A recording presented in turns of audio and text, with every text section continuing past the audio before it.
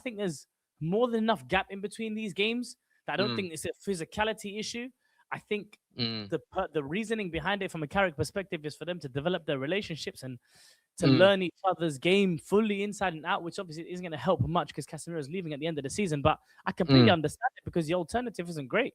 Ugarte is not a Yeah. great alternative, and I don't know who we have as a backup for a Kobe We Mano. don't. We don't have. We have a lack of options. That's the thing. Exactly. But I think what I look at is the intensity from the first couple of games, so that Man City game and the Arsenal game, compared to the intensity now. I just feel like maybe at the beginning because they all had a bit of a chip on their shoulder. The shackles of Amram got released. It's like a new manager now, so I felt like the intensity was a lot higher. Their motivation levels were a lot higher, and I think like as time has gone on, it's kind of just slowly not deteriorated, but it's kind of dropped off a bit.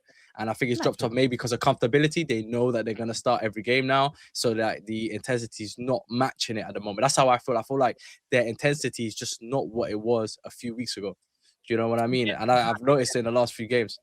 Yeah, from the eye test, I can't disagree with that at all. If I'm being honest, it does feel like that, but I think a lot of that has to do with obviously, as you mentioned, the emotions of these things. Like for example, Yeah. new managers coming in, big games, and you're winning these big games. The momentum is going to feel like it's rolling on for sure. But I do think the game states and the teams that we're playing and attack maybe not firing for whatever reason. Like there's been times where I think even in the previous video that we recorded together, where I felt like maybe it's just gonna be one of those days where attack doesn't click, and then they have a moment because that's the purpose of having so many different options in attack.